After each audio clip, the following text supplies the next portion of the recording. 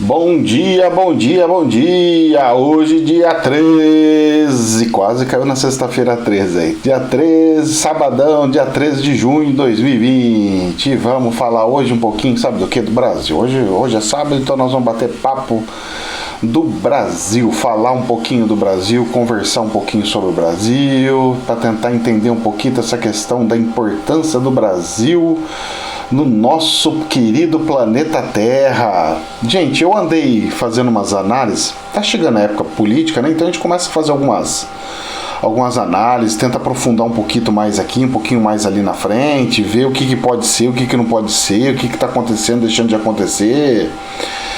Por que o Brasil não cresce? Que raio que tem? Será que enterraram uma galinha preta nas profundezas da terra aqui do Brasil? Não é possível, gente. Não é possível. Bom, mas vamos lá. Vamos tentar fazer algumas analogias. Bom, de todos os países que eu andei dando uma verificada, países assim, de grandes, né? Países que têm grande influência e importância, né, a nível mundial, o Brasil é um dos únicos que possui todas as coisas mais importantes que uma economia precisa. Parece que Deus fez o planeta de uma forma muito inteligente. Como assim, professor? Vamos lá. Todos dependem um do outro. Então eu pego a China vai depender de algum outro país. A Europa inteira, todos os países da Europa vai um depender do outro, para alguma coisa ou outra. Os Estados Unidos vai depender de alguma coisa, de uma coisa ou outra. A Austrália vai depender de todo mundo, de uma coisa ou outra. O Brasil vai depender de uma coisa? Não. O Brasil é o único que não dependeria de ninguém. Vocês sabiam disso? Engraçado, né? Inclusive, eu estava fazendo esse estudo porque, inclusive, tem uma passagem do Chico Xavier que ele pega e fala que se acontecesse uma terceira guerra mundial ia destruir toda a parte norte do hemisfério do planeta e a parte sul ia ficar isenta e aqui na parte do Brasil não ia acontecer nada, tal, não sei o que. Ou seja, o plano espiritual até precaver, não, até evitar de ter algum problema aqui, se tem essa situação. Bom, o Brasil era dependente de algumas coisas antes? Era. Como o que, professor? Petróleo, por exemplo. Ele ainda é dependente de alguma coisa? Do que? De algumas tecnologias. Ponto. Mas isso não significa que somos totalmente dependentes para sobrevivência, tá ok? Porque as coisas mais importantes que nós temos para uma sobrevivência de um país combustível. Nós estamos altamente sustentável agora, conseguimos ter esse auge. Nós temos minérios, seja ele de ferro, seja de prata, seja de ouro, seja de todos os tipos de minério que existe no planeta, por incrível que pareça, tem na nossa terrinha. É uma coisa assim incrível. Pode não ter uma pedra ou outra preciosa, mas pedra preciosa, meu filho, não tô nem aí não. O negócio é os minérios para poder fazer as coisas. Árvores, temos um monte. Água, tem um monte. Energia, tem. Se não tem, tem de onde tirar, tem como fazer. Então, o nosso país, alimento, todos têm deficiência de alimento. O nosso país, ele consegue fechar e a gente comer e viver com o que nós próprio produzimos. Nós somos autossustentáveis. Sustentabilidade total do nosso país conosco. Gente, é uma coisa incrível, incrível. Mas, professor, se nós temos toda essa capacidade, por que nós não conseguimos ser o país do planeta? Pois bem, eu fiquei perguntando isso para mim e eu peguei e comecei a fazer alguns cálculos e entender o que pode acontecer. Bom, o equilíbrio desse planeta, para que as pessoas não tenham novas guerras, o equilíbrio justamente consiste no seguinte situação: na dependência de uns com os outros. Beleza? Perfeito, que é o que eu falei lá na frente. Vamos supor que o Brasil tenha resolvido a questão dele em situação de política, por exemplo, de corrupção, que não tem, tá tudo uma calmaria, nós somos todos evoluídos e tudo mais. Então, dando continuidade, se tivesse que a política tivesse toda estabilizada, tivesse tudo controlado, o que ia acontecer? a gente ia até entrar numa situação onde nós íamos resolver todos os problemas. Resolvendo todos os problemas, eu não tenho mais dependências de alguma coisinha, miudezas daqui para lá. Nós resolvemos todo o problema, nós mesmos íamos começar a explorar a tecnologia aqui, estimular a tecnologia daqui. Nenhum país ia falar assim, o ouro, o ferro hoje custa tanto. Como o ferro hoje custa tanto? O ferro custa o que eu quiser vender. A saca de soja hoje custa tanto. Não. A saca de soja custa o que eu quiser vender. Porque até então, hoje, nós não temos autonomia. Nós somos o que produzimos soja, mas não somos o que damos o preço ao soja. Nós somos o que produzimos ouro, metal, ferro, mas não somos o que damos o preço do ferro. Nós temos petróleo, mas nós não usamos o valor que nós queremos usar de petróleo. Tem que usar o internacional. O que acontece? E aí nós estamos vendo o planeta se fechando, tá? Então ele estava globalizando. Então o planeta começou a falar globalização. Precisamos globalizar. Beleza. A globalização seria naquela questão de melhorar o comércio, o fluxo de compras e vendas, ou seja, a logística dos produtos andarem de um ponto para o outro. Então sai o produto de um lado, vem para o outro, vai para outro ponto, vai para outro, e assim vai fazendo a circulação das mercadorias, certo?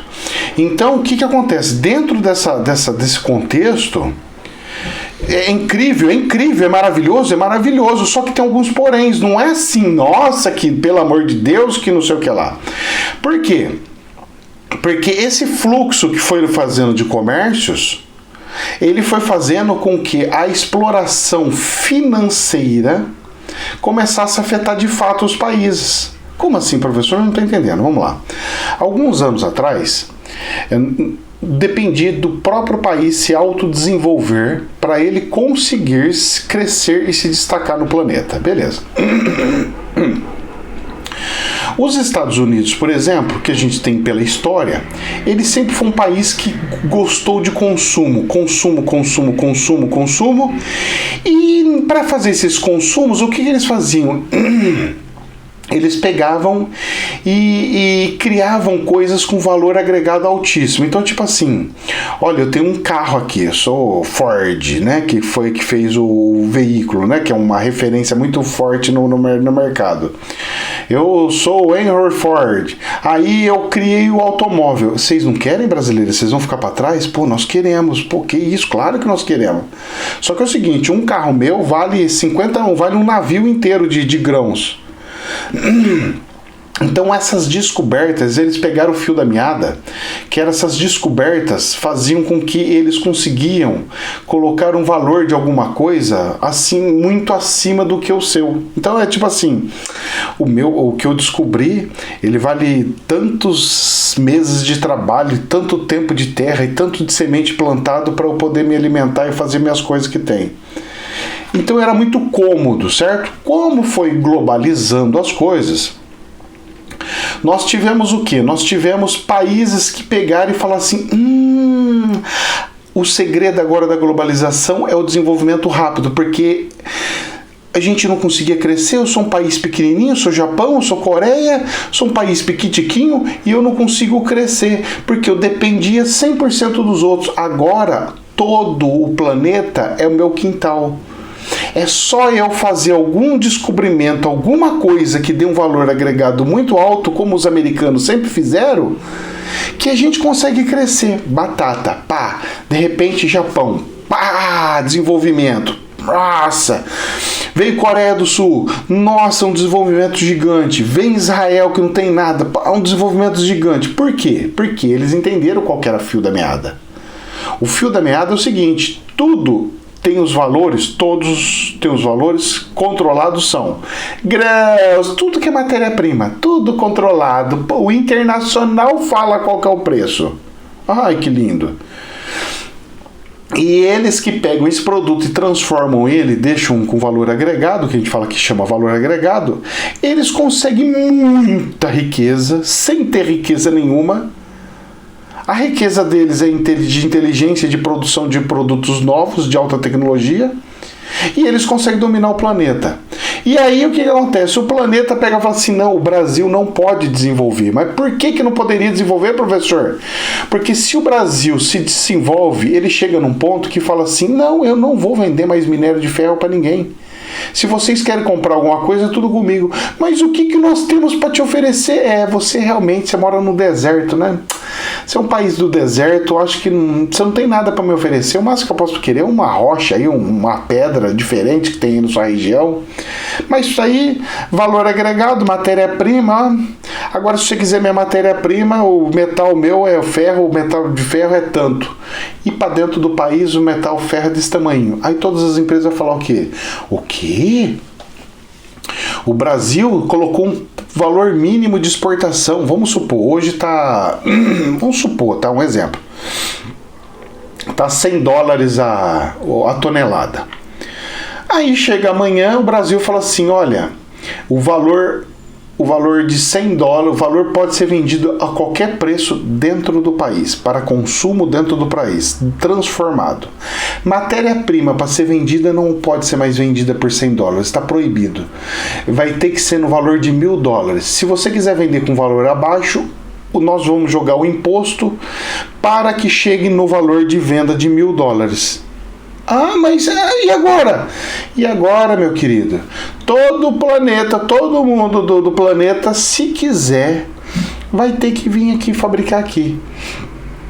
Então, o que está faltando para o Brasil é culhão para alguém pegar e falar assim, nós precisamos transformar nossa matéria-prima.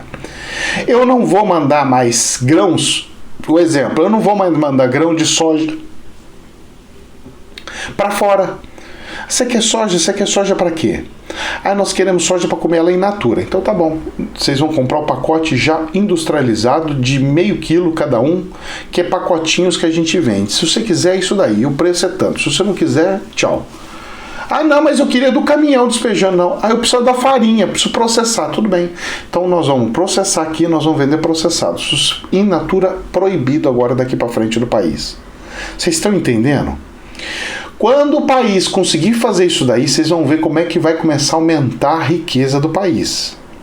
Ah, mas professor, isso daí geraria um conflito muito grande. Então, aí está outra questão que também nós temos que repensar. Se amanhã alguém fizesse uma coisa dessa, você sabe o que aconteceria?